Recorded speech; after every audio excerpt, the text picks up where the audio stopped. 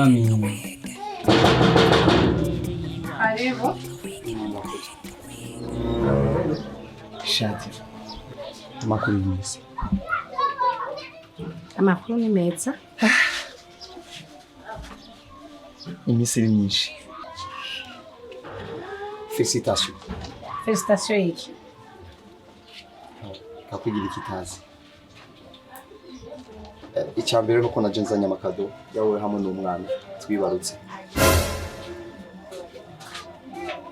Iki amakado yiki? Shadia. Ndazi ko nakoze amakosa menshi kuri wewe. Ariko intibagira ntibana. Uno munsi ndashaka kugutwara hamwe n'umwana ndamubone kuko imisi ni myinshi ntamubona. Nakubwiye nti hano nta mwana uhafise. Mbega wibagiye ubutangwa kwimwisha ngo ntibagira nibana. Ivyo wambwiye wavyibagiwe. Wambwiye ngo indafise ni gwanje, indufise ni gwawe.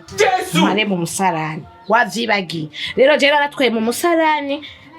Mana yanje naratwaye mu musarani. Ndabigusubiriyemo naratwaye mu musarani. Inyungu nanose mu musarani ni gwanje. Sawa? Nawe nimba utarajayo wibikiye. Burayibitsemo. Nibiko ngari ndoje. Sheri. Nchaki mara ngo ni se w'umwana.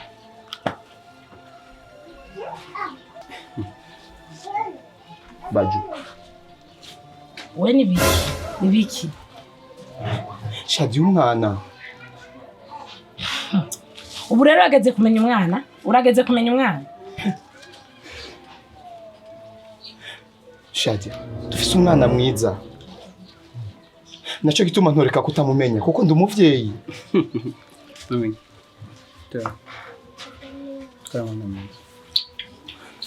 Baju.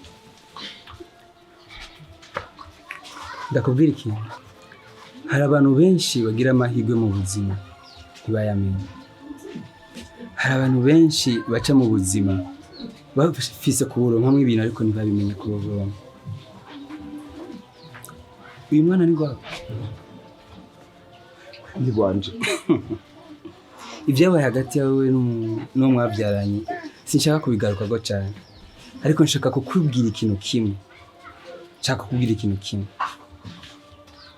Je ndabanye nawe aya mezi yose. Ariko sinzi ko jewe mbyara. Simfise iryo bakwe.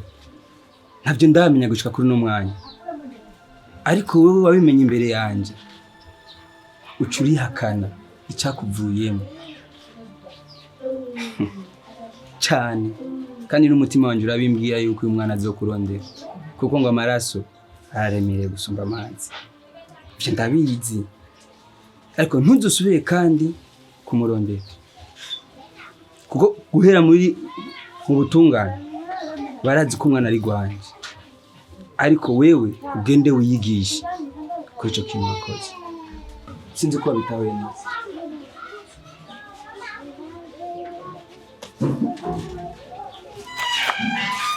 Isikia ndibaza nganye wanje. Nije ndahagapa. Nibaze ko ngira mu rugo. Ubwa mbere n'ubwanye.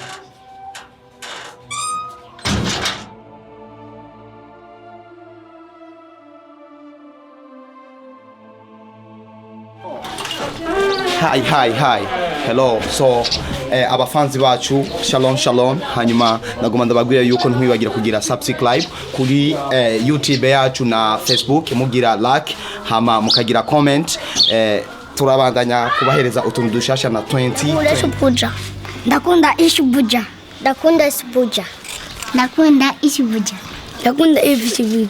Ndakunda ishubuja.